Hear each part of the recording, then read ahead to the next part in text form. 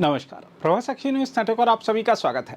हम 2047 तक भारत को विकसित राष्ट्र बनाने की बात कर रहे हैं। हम विश्व की तीसरी सबसे बड़ी अर्थव्यवस्था बनने का सपना देख रहे हैं। हम आधुनिक बुनियादी ढांचे, स्मार्ट शहरों और वैश्विक स्तर की सुविधाओं का दावा कर रहे हैं। लेकिन क्या हर मॉनसून हमारे इन सभी दावों की वास्तविकता सामने नहीं रख देता?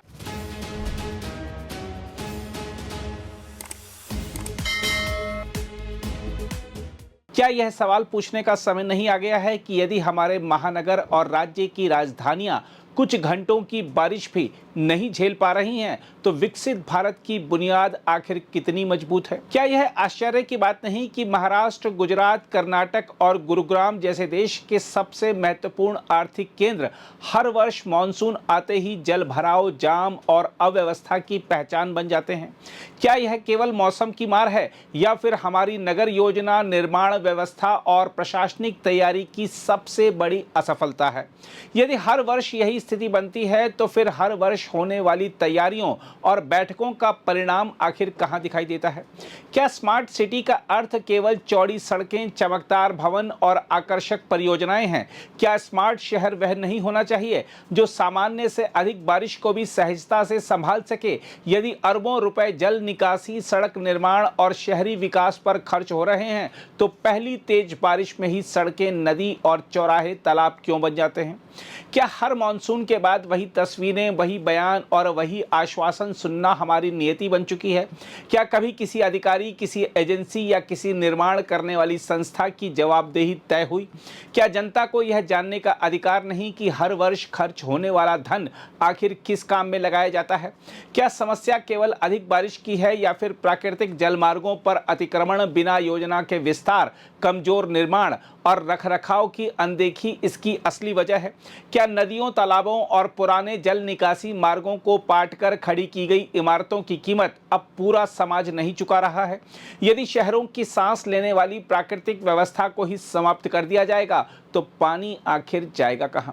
क्या यह सामान्य बात मानी जा सकती है कि बारिश होते ही एम्बुलेंस फंस जाए, बच्चे स्कूल ना पहुंच सकें, कर्मचारी दफ्तर ना जा सकें, बाजार ठप हो जाएं, रेल और हवाई यात्रा थम जाएं और सामान्य जीवन रुक जाए?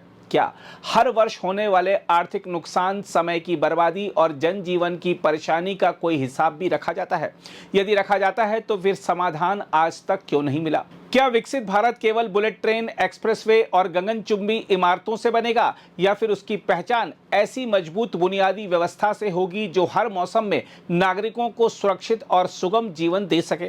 क्या विश्व स्तर की अर्थव्यवस्था बनने का सपना उन शहरों के सहारे पूरा होगा जो हर मॉनसून में ठहर जाते हैं? क्या केवल सरकार और प्रशासन पर सवाल उठाना पर्याप्त है? क्या नागरिकों की भी जिम्मेदारी नहीं कि वे नालों में कचरा ना डालें, जलमार्गों पर अतिक्रमण का विरोध करें और सार्वजनिक व्यवस्था के प्रति अपनी जिम्मेदारी निभाएं?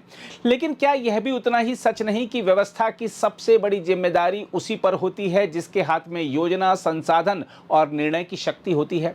देखा जाए तो सबसे बड़ा सवाल यही है कि क्या हम 2047 के विकसित भारत की इमारत उस बुनियाद पर खड़ी कर रहे हैं जो हर मॉनसून में हिल जाती है? क्या अब समय नहीं आ गया है कि विकास के दावों से पहले शहरों की जल निकासी व्यवस्था, निर्माण की गुणवत्ता, नगर नियोजन और प्रशासनिक जवाबदेही को राष्ट्रीय प्राथमिकता बनाया जाए? क्या जनता को हर वर्ष एक ही परेशानी झेलने के लिए मजबूर रखना किसी भी विकसित राष्ट्र की पहचान हो सकती है? और यदि इन सवालों का उत्तर आज भी हमारे पास नहीं है, तो फिर क्या हमें पहले विकसित भारत का सपना देखना चाहिए या पहले उसकी मजबूत बुनियाद तैयार करनी चाहिए? खैर, आइए देखते हैं भारी बारिश में फंसे लोगों की प्रतिक्रियाएं। हम वर्कर्स वूमेन है और इतना बुरा हालत है यहाँ पे। परसों तो हमें यहाँ से ना स्कूटी बंद हो गई, स्कूटी ऐसे ले जानी पड़ी, बिल्कुल आधी कमर तक जो पानी होता है ना, ऐसे ले जाना पड़ा।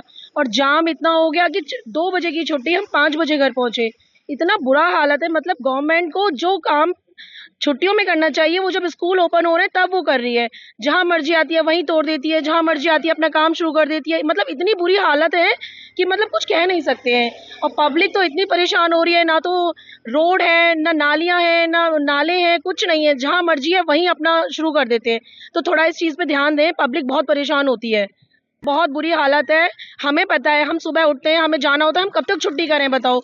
हमें वर्कर्स जितनी वुमेन्स है या कोई भी है, आदमी है, इंसान है, कोई भी है, मतलब उसको मतलब काम पे जाना है, कैसे जाएगा? वो इतना वेट कर रहा है, पूरा ट्रैफिक इतना हो रहा है कि ट्रैफिक मतलब हालत खराब हो रही है ट्रैफिक की। वो मतलब इस पे थोड़ा ध्यान दे कि ऐसे कैसे काम चलेगा, आप बताओ ये, है ना? हालत तो क्या है, शाम के आए तो पानी, अब सुबह जाओ तो पानी निकलने की, थोड़ा बारिश होती है तो पानी मिलता है, कहीं सुविधा बहने की है ही नहीं है। रास्ते भर पानी मिलता है, जहाँ जाओ जिधर जाओ उधर पानी है, चारों तरफ पानी रहता है। थोड़ा बारिश होती है फिर भी पानी तुरंत होता है, निकलने कोई वही नहीं है, पानी की सुविधा नहीं बना रहे हैं। अरे अभी कल तो 1 घंटे घर से निकले न, 5 मिनट 10 मिनट की रास्ते में 1 घंटा लग गया जाने में ड्यूटी।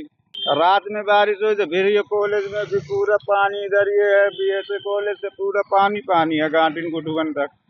नाले क्या साफ होते हैं, जहाँ कचड़ा पचड़ा भर गया, जहाँ नाला जाम हो जाते हैं, फिर उस दूसरी मसानी की रास्ते की पाइपलाइन डालें, कोई पानी का बहाव नहीं, सही से निकलता नहीं है। क्या फायदा, इतना पैसा फूंक रहे हैं, सरकार बेस्ट पैसा जा रहा है, कोई निकलने का साधन नहीं पानी की। अरे बहुत बुरा हाल है यहाँ पर, जो है दुकानदार दुकान पे काम नहीं कर पा रहा। अभी तो सीजन नहीं है हमारा, आगे सीजन आने वाला है, दिवाली का सीजन आने वाला है, और क्रॉकरी मार्केट में जो है रिटेल की शॉप मतलब ज्यादा काम है, तो इस वजह से लेडीज कस्टमर बहुत ज्यादा आता है यहाँ पर। तो आगे हम कैसे काम करेंगे, हमें तो ये नहीं समझ में आ रही। और हमने जो है इसकी कंप्लेंट सब जगह कर ली है, लेकिन कोई असर नहीं हो रहा। तो यहाँ तो आम आदमी पार्टी के विधायक और सरकार बीजेपी की है। तो सर यही तो मार पड़ रही है हमारे को, जो कि आपकी सरकार है। तो आपकी सरकार होने से हमें बहुत मार पड़ रही है यहाँ पर, क्योंकि बाकी पूरी दिल्ली के अंदर बीजेपी की सरकार है और बीजेपी की सरकार काम कर रही है, लेकिन यहाँ पर काम इस वजह से नहीं हो रहा क्योंकि आपकी सरकार है। अब उनके पास बहाना एक ही है। इमरान हुसैन जी के पास हम गए थे तो वो कहते हैं, उनके जेई साहब है मोहित जी, वो कहते हैं जी हमारे पास फंड ही नहीं है। तो कहाँ से लाए फंड? और इतना बड़ा, मैं कहता हूँ कोई लाखों करोड़ों रुपए का आपका खर्चा आ रहा है क्या? दुकानदार मिलके आपको फंड दे देंगे, आप काम तो करो। जब बारिश होती थी यही स्थिति होती है, बारिश नहीं भी होती तब भी यही स्थिति होती है, क्योंकि यहाँ पर रिहायश है और रिहायश का पानी यहाँ इकट्ठा होता है, सारा सीवर पड़े हैं बंद। 2 या 3 पाइप खराब हैं जो इन्होंने चेंज करने हैं, लेकिन कोई सुनने को तैयार नहीं है। और अरबों रुपए का हमारा नुकसान हो रहा है। अंदर ये देखो ना, दुकानों का सारी वैल्यू डाउन कर दी पूरी सदर बाजार की जो है। ये तो बारिश शुरू होने के अलावा ये तो गटर का पानी जरा सा भरने लगता है शाम को, कई दफा तो सर हमको गटर के पानी से जूझना पड़ता है। बारिश तो बहुत दूर की बात है, ये दुकानों के अंदर तक पानी जाता है हमारा। और ये आज की समस्या नहीं है, ये 10 साल पुरानी समस्या है। बहुत इन प्रधान जी ने हमारे बहुत कंप्लेंट भी करी है, बहुत यहाँ प्रधान भी आए हैं, मगर कोई मसला हल नहीं हुआ उसका। इसी तरह पानी भरा रहता है। ये नॉर्मल हर जरा सी बारिश 2-5 मिनट की बारिश का ये हाल है सर। यहाँ पे 3-3 दिन पानी भरा रहा है, ऐसे ऐसे दिन देखे हमने। यहाँ के MLA वगैरह की शिकायत हर जगह करी है, ऊपर से लेके नीचे तक उनके पास बहाने हैं जी, ये एरिया उनका है, ये काम उनका है, एक दूसरे पे डाला जाता है, मगर समाधान कभी नहीं हुआ हमारा, समाधान नहीं है। कभी नहीं हुआ सर। सदर बाजार का हाल तो बारिश होने के बाद भी होता है और बारिश ना हो तो भी ऐसे ही होता है। मैं यहाँ पर 15 साल से यहाँ पर बैठ रहा हूँ, मेरा 3rd जनरेशन बिजनेस है, और मैंने कभी नहीं देखा यहाँ पर वाटर लॉगिंग हो या सीवरेज ब्लॉकेज हो। क्रॉकरी मार्केट में कभी पानी ना रुका हो। क्रॉकरी मार्केट में पानी आना ही आना है, चाहे वो सुबह है जब हमारे घरों की मोटरें ऑन होती हैं, चाहे शाम का जब हमारे घरों की मोटरें ऑन होती है, जब दिल्ली जल बोर्ड पीछे से पानी छोड़ता है। इतनी गंदी पानी की बदबू आती है कि कोई आम पर्सन जो है यहाँ पर से निकल नहीं सकता, और उसको कम से कोई गंदा सा डिजीज ना हो, ये ना पॉसिबल नहीं है। आप लोग तो व्यापारी हैं, तो आगे MLA को शिकायत नहीं करते? इसलिए MLA साहब को 3 से 4 महीने पहले की शिकायत कर रखी है, पर पता नहीं, हमारे यहाँ पर आम आदमी पार्टी है, कहते हैं जी हमें फंड्स एलोकेट नहीं हो पा रहे हैं, आपका बजट पास हो गया है और फंड्स नहीं हमें मिल पा रहे हैं। अरे फंड नहीं मिल रहे तो हमें बता दो, हम दुकानदार मिलके फंड दे के खत्म करेंगे, कोई बहुत बड़ी चीज थोड़ी ना है। समाधान होना चाहिए। समाधान तो बिल्कुल होना चाहिए, क्यों नहीं होना चाहिए? किसको साफ सुथरी जगह अच्छी नहीं पसंद है? हाइजीनिक कंडीशन तो सभी को चाहिए ना। कोई गंदगी में कोई काम करना चाहता है, कोई आना चाहता, कोई रहना चाहता, कोई नहीं चाहता, सबको साफ सुथरी जगह चाहिए। पर एशिया की सबसे बड़ी मार्केट, उसका ये हाल होगा तो फिर क्या होगा? मैं खुद बीमार रह कर आ चुका हूँ, मेरी 2nd लाइफ है, मेरे को इतना सीवियर जॉन्डिस हो गया था इस गंदे पानी की वजह से, पर प्रशासन है उसको कुछ मतलब ही नहीं है।